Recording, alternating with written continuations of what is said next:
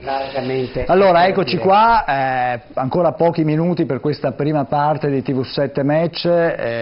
Allora, veniamo un po' un ultimo giro, diciamo così, di considerazioni con i nostri ospiti. Allora, parliamo di quelle anche che sono le prospettive e quelli che sono, come dire, anche i punti un po' di scontro avvisato col Movimento 5 Stelle.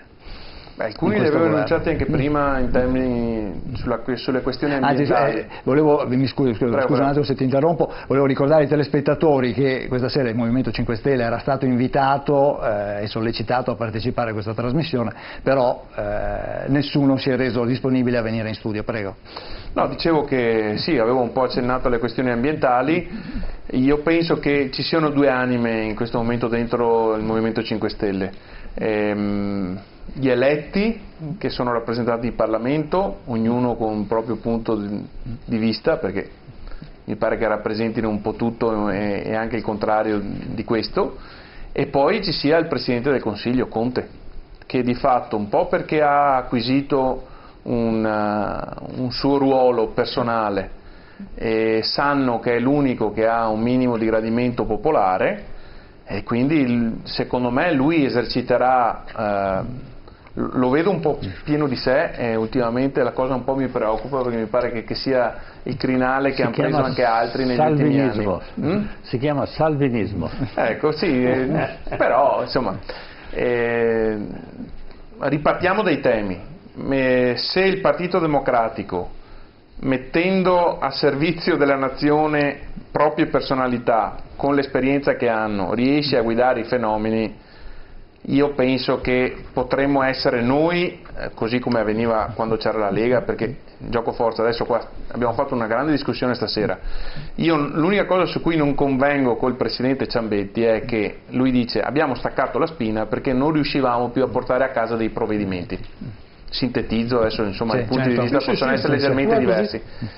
Se guardiamo a quello che stava succedendo, non è che fosse del tutto vero, perché a parte qualche piccola schermaglia mediatica, ma alla fine Salvini faceva passare tutto e il contrario di tutto in termini di provvedimenti legislativi, normativi, quindi mi riconosco più nella lettura acutissima che fa Gottardo e che dice la spina è stata staccata da il cambio diverso che è avvenuto a livello europeo. Su questo ha giocato molto anche l'asse di Conte con Grillo. Di Maio è obiettivamente spuntato nelle sue armi, quindi i movimentisti dentro il Movimento 5 Stelle hanno progressivamente perso della loro virulenza anche, no? Esterna. Gli è rimasto l'ultimo totem, che è quello della riduzione del numero dei parlamentari. Per il resto sono diventati ipergovernativi. Noi che non abbiamo mai disconosciuto il fatto che la politica sia governare i fenomeni, vorremmo ripartire da lì. Bisogna capire se siamo in grado, ultimo aspetto, poi mi taccio, di non fare che veramente il boomerang elettorale ci torni indietro con il doppio asse, cioè non deve durare qualche mese, ma deve durare quello che serve, cioè qualche anno questo governo. Certo, ecco Gottardo, arriveranno a eleggere il nuovo Presidente della Repubblica? Certo, l'assicurazione sulla vita è la legge, ma sti qua non che ne frega assolutamente, scusate il termine, niente della riduzione dei parlamentari. Io modestamente, avendo passato anche una decina d'anni in quei banchi, lì, con un mio amico Segni lo dicevamo negli anni 70, quando ero ancora consigliere comunale a Padova, se si fanno 20 assemblee regionali legislative in Italia, è chiaro che l'assemblea nazionale andava quantomeno dimezzata, ma sono cose che alcuni di noi le dicevano negli anni 70, dove sta la novità? La novità è che quando insistono su questo è che usano furbescamente la riduzione del numero dei parlamentari per mutare il sistema del consenso, per mutare il sistema elettorale, che sanno che attraverso il grimaldello dei parlamentari devono fare una legge elettorale, e finché non si fa una legge elettorale nuova non si sciolgono le Camere. seguitemi un attimo, e siccome questa legge elettorale è ordinaria, però a sua volta è collegata con leggi costituzionali per la via delle rappresentanze, adesso non andiamo nel tecnicismo. Senato e elezioni regionali, la Camera, andiamo alla sostanza, e quindi vanno avanti almeno un paio di anni e arrivano alle elezioni, seguitemi fino in fondo, alle elezioni del Presidente della Repubblica. Il problema non è neanche per loro di conoscere sociologicamente questi personaggi, intendi grillini. Non è tanto bisogna fare un supereroe, no, bisogna star lì fino all'ultimo minuto possibile, perché è una regola Kant. Ecco, non Santa Dorotea, che il Presidente della Repubblica eletto non scioglie mai la Camera che l'ha eletto, ma quando mai? E che vuol dire che questi stanno lì altri 4 anni ciambetti, bisogna armarsi così. Allora, come sta mutando il sistema e come muterà il sistema in rapporto a quel consenso in questi 4 anni? È vero che ci sarà la grande prova di 9 regioni che vanno a votare da qui a maggio dell'anno prossimo, ma vedremo come sta prova. A me sta faccenda che il tuo segretario ha messo sottosegretari, 2 assessori della giunta laziale per mettere con tutta probabilità 2 grillini, è chiaro. Tecnici grillini. E i tecnici, quella storia dei tecnici passano di tutto, no? Passano, anche gli elefanti passano come tecnici. Certo. È chiaro che come evolverà il centrodestra?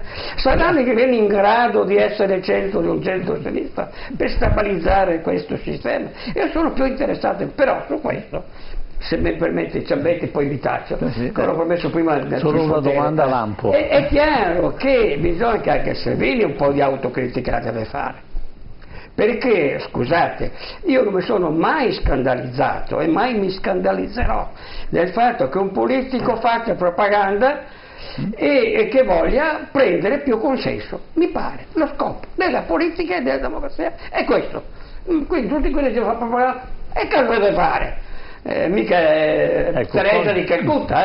Sì, colgo questa affermazione perché ho scoperto che c'è un'altra mummia che si è svegliata in questo momento, in questo periodo. Tutankhamon, è un Tutankhamon, sì, si chiama Prodi. Sì. C'è più di qualcuno che sta scommettendo sul prossimo Presidente. Io su questo non credo. Professore, sì, qualche tentazione la può anche avere, però insomma, mi è sembra, lecito. no, il paese è troppo cambiato. No, questi vogliono sopravvivere. E chi pensi non che lo so. E anche se lo sapessi, neanche sotto tortura. Ma fatemi terminare su Salvini e il potere. Quindi rapido. Non è che lui avesse usato gli aerei, le motociclette, le tute, le mettane per fare propaganda. Questo è normale, è giusto che sia, non è sorta Teresa di Calcutta. Dove sta il limite, Ciambetti? Dove è stato il limite? Che è un peccato mortale da cui deve redimersi, pensando che si fa la propaganda per acquistare più consenso, e fino a qui ci siamo. Secondo, una volta che hai più consenso, il consenso ti legittima a gestire il potere. Anche qui siamo nella legittimità e nella correttezza democratica. Ma tu quando hai il potere non puoi ancora gestire il potere per fare ancora di più consenso. No, perché qui ti bocciano, perché il potere serve a risolvere i problemi, perché se no trasformi il potere in propaganda. Quando Salvini alla fine del ciclo, che ha raggiunto il plenum del possibile consenso, chiede i pieni poteri per avere il pieno consenso. Questa è la voce del senso. Sfuggite, dare il limite di un ciclo.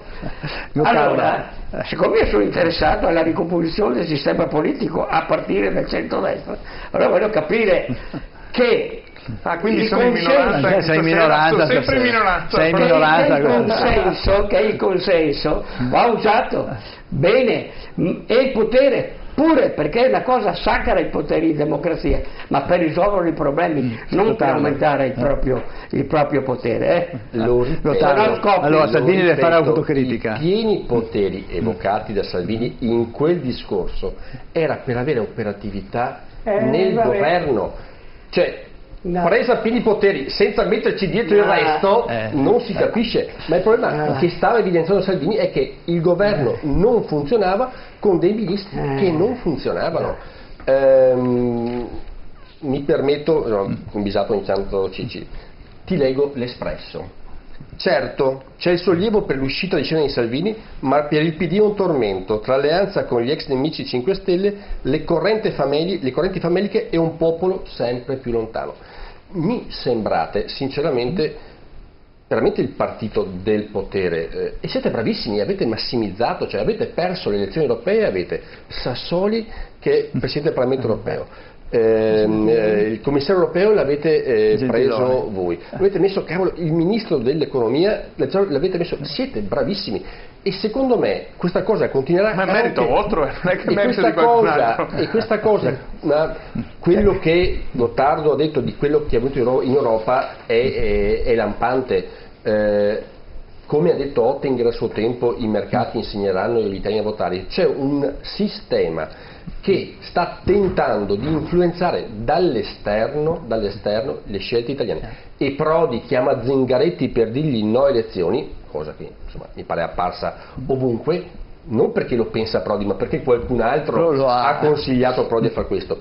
C'è tra fine ottobre e fine anno la spartizione di 400 poltrone di sottogoverno, e questo penso sarà altro argomento che terrà molto seduti su quelle sedie tutti i parlamentari. Non è la messa dei poveri, Presidente. Tu dicevi i provvedimenti continuavano ad essere portati a casa. Ricordo che al Senato la maggioranza non c'era già più, con l'espulsione dei 12 grillini la maggioranza non c'era già più.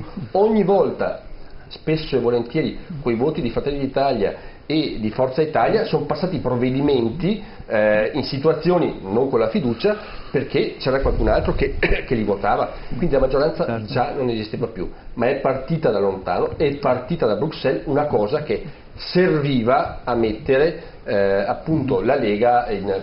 Poi c'è anche, per contrapposto, mi permetto un'altra cosa, io faccio parte del comitato delle regioni, sai, c'è il Parlamento europeo, c'è come noi facciamo parte dell'ECR come gruppo.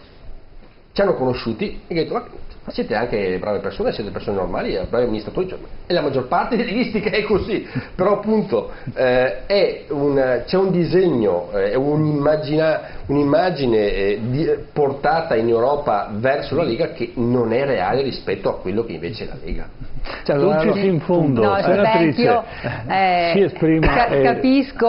Capisco il certo imbarazzo del sindaco Bisato quando parla dell'altra parte, della parte dei 5 Stelle, ma si coglie, quando si parla di governare i fenomeni, voglio dire, si coglie quello che è insomma un certo atteggiamento, però io dico anche che appunto non si deve preoccupare sul fatto di governare i fenomeni, forse non li governerà, ma sicuramente ci andrà d'accordo per 3 motivi. Uno è quello che è stato concluso oggi, ovvero la nomina dei ministri e dei sottosegretari.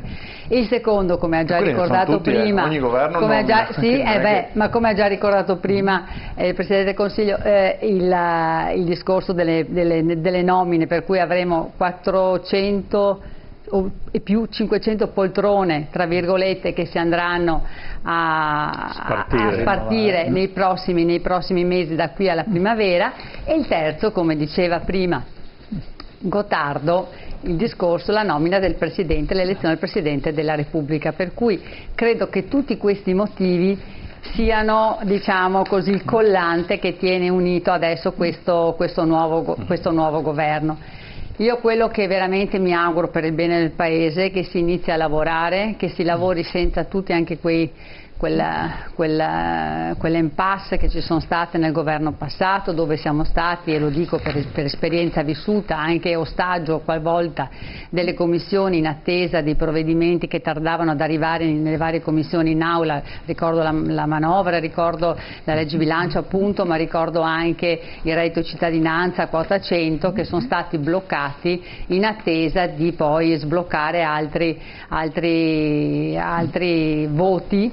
Ricordo tra i tanti quello dell'autorizzazione a procedere a Salvini, per cui ecco, io mi auguro che ci sia il Parlamento che torni ad avere la sua funzione di Parlamento, ascoltando le voci dell'opposizione. Noi faremo un'opposizione, come abbiamo sempre fatto, ferma, costante, contro quelli che sono i provvedimenti che non fanno bene all'Italia, ma sapremo dare il nostro supporto laddove invece ci sono quelle indicazioni che potrebbero fare crescere il nostro Paese. Beh, quindi avete una posizione, diciamo, che a seconda di quello che no, si a seconda, cioè noi siamo sempre stati, anche al passato governo, come appena suggerito, noi abbiamo votato quelli che sono i provvedimenti di centrodestra e io mi auguro che ci sia qualcosa che faccia bene al Paese. I presupposti iniziali non sono quelli, purtroppo, che ci fanno presagire qualcosa di buono. Chiarissima. E la tassa sulla merendina, e la tassazione, scusate, la tassazione, vogliamo parlare della tassazione dei prelievi del contante, quella che è la nuova proposta. Io dico che basta, finiamola con queste tasse, tassare i soldi già tassati degli italiani, perché così il Paese non cresce. La flat tax è stata già accantonata, io credo che era impossibile farla, purtroppo no, io dico che sì, è purtroppo impossibile, perché sono stati fatti dei provvedimenti come il reddito di cittadinanza, che adesso vuole essere allargato, anche già pronto ad allargare la base dei percettori di reddito con una serie di paesi di provenienza degli immigranti maggiori, per cui ancora oggi andremo a mettere le mani su provvedimenti che sono finanziati in deficit, con il debito, che sono spesa corrente, quindi non creano economia, non creano PIL al nostro Paese, e invece lasciamo stare da parte quelli che sono i provvedimenti che fanno crescere la nostra impresa e il nostro lavoro. Chiarissima, chiarissima. Grazie, ci fermiamo qui, il tempo è scappato via, siamo un po' in ritardo. Ringraziamo il Presidente del Consiglio regionale del Veneto e della Lega, Roberto Ciambetti, per essere stato qua con noi. Grazie alla senatrice Roberto Toffanin di Forza Italia, grazie anche a lei per essere stato qua, grazie ad Alessandro Bisato, segretario regionale del Partito Democratico in Veneto, e grazie a Settimo Gottardo, già sindaco di Padova, per la sua presenza e le sue preziose analisi. Adesso un breve break pubblicitario, poi abbiamo la nostra rubrica del memento. Questa sera torneremo a parlare di una questione ormai che sta diventando veramente spinosa, cioè quella dei rimborsi per i truffati delle banche. Ci sono un po' di problemi anche sul meccanismo, diciamo. Benissimo, ne parliamo tra poco.